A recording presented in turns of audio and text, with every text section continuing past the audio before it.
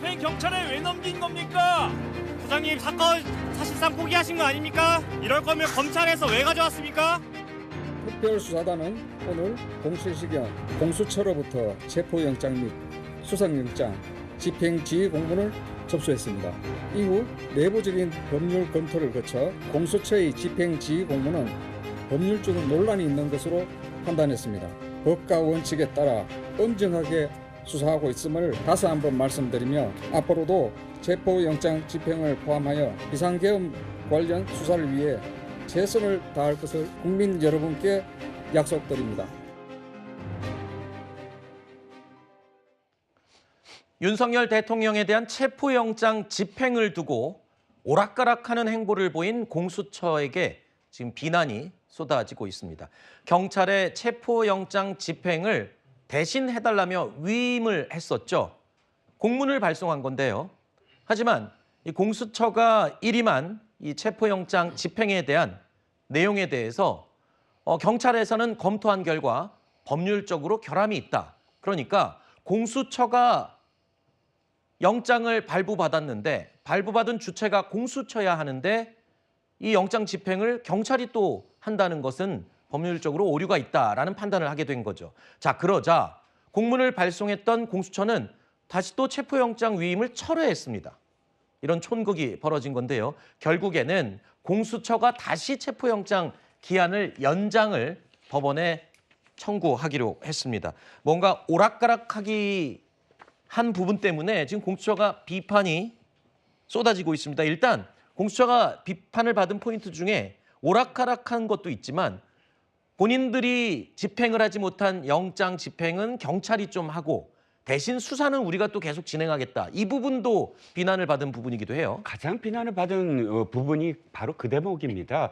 1차 집행에서 실패를 했죠. 그런데 1차 집행에서 실패를 한 가장 큰 이유가 사실상 무능했다라는 네. 그런 결론이 나오지 않습니까? 그런데 실질적으로 그렇다면 2차 집행에서 무엇을 어떻게 할 것인가에 대해서 공조본을 통해서 경찰과 역할 분담을 제대로 하기는커녕 경찰에게 공문 한 장 딱 띄워놓고서 아이고 체포는 당신들이 알아서 해주십시오. 우리는 책상에 앉아서 그러면 데려온 사람을 수사는 우리가 하겠습니다. 한다면 어떻게 되느냐? 실제로 충돌을 하고 무력적으로 어떤 결과가 나와서 실제 많은 어떤 비판을 받아야 되는 행위는 경찰이 한 다음에 20일 동안 수사를 해서 기소를 넘기고 그 공은 모두 다 지금 공수처가 가져가겠다. 이렇게 되거든요. 그러니까 네. 책임만 떠넘기고 모든 공은 내가 갖겠다. 이런 태도 자체가 굉장히 뭐랄까요? 무능함에 더해서 무책임하다. 이런 비판을 받는 겁니다.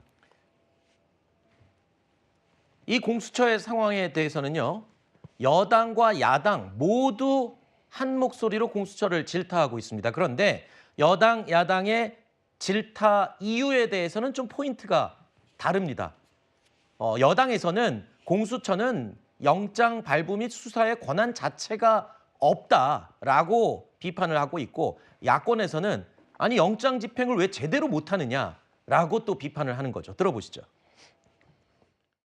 공수처는 내란죄에 대한 수사 권한이 없습니다. 수사 권한이 없는 기관에서 받은 영장은 그 자체로 무효입니다. 이런 짝퉁 영장을 들고 집행을 지휘한다는 것이 말이 되는 소리입니까? 위조지폐로 물건을 사겠다는 것과 무엇이 다릅니까?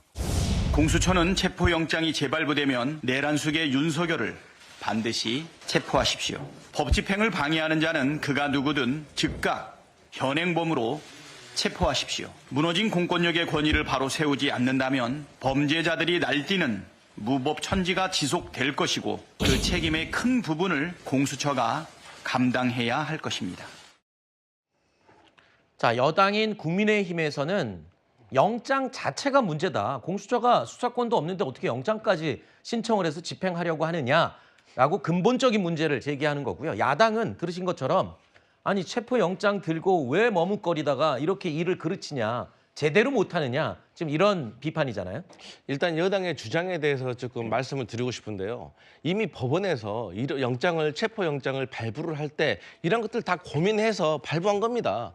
그렇기 때문에 여기에 대해서 영장이 발부되기 전에 네. 뭐 공수처에게 수사 권한이 있다, 없다 이런 것에 대해서는 충분히 이의를 제기할 수가 있지만 그 후에 영장이 집행됐기 때문에 영장이 집행된 다음에는 거기에 대해서 따르는 것이 법치주의 국가고 또 보수 정치의 철학 아니겠습니까? 네. 그리고 더 중요한 것은 윤석열 대통령께서 평생 검사로 사시면서 많은 분들에게 소환을 통보하고 소환하라고 압력을 넣으셨고 피해자와 참고인을 조사하셨잖아요. 그랬던 분께서 여기에 대해서 거부하시는 것 자체가 잘못됐다는 점을 먼저 우리가 지적을 해야 되고 그 후에 문제가 이제 공수처의 무능력함인 것이죠.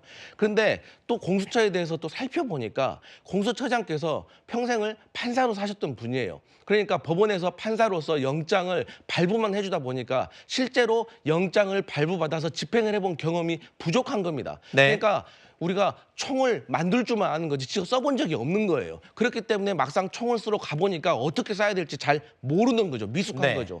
그래서 이러한 구조적인 문제가 있었기 때문에 저는 개인적으로는 이참에 다 정리하고 경찰에게 다 수사를 이첩을 해야 됩니다. 네. 그래야지 윤석열 대통령 측에서도 지금 경찰이 뭐 이 수사에 대한 권한이 있으니까 공수처의 어떤 권한에 대해서 문제를 제기하고는 이런 문제 자체가 없어지는 것인데 네. 저는 공수처가 또 어제 어쨌든 영장을 재연장을 했기 때문에 네. 어쩔 수 없이 지금 상황은 공수처가 어쨌든 공수처법 47조에 보면 형사소송법 81조를 준용한다. 네. 그런 형사소송법 81조는 구속영장을 검사가 지휘해서 사법경찰관이 집행할 수 있다라고 되어 있기 때문에 네. 이 부분에 대해서 경찰과 공수처가 좀 원만하게 협의를 통해서 좀 집행을 했으면 좋겠다. 네. 그리고 더 이상 윤석열 대통령 측도 국민에 대한 예의를 생각해서라도 네. 이제는 체포영장에 응하든지 아니면 따로 어떤 수사를 내가 어떻게 받겠다라고 네. 제안을 해야 된다. 이런 알겠습니다. 말씀 드리겠습니다.